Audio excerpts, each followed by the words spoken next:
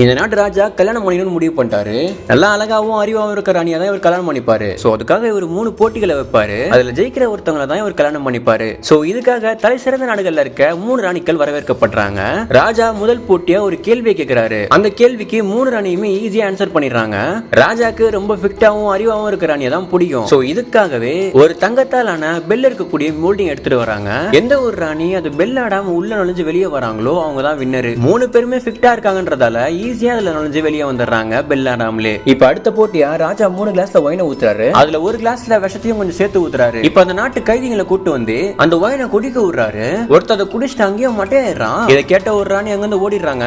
இன்னொரு ராணி பக்கத்துல வந்து அந்த ஒயினை கல்பா தச்சிடுறாங்க. ஆனாலும் அவங்களுக்கு ஒண்ணுமே ஆகல. இன்னொரு ராணி அதை கையில எடுக்கிறாங்க.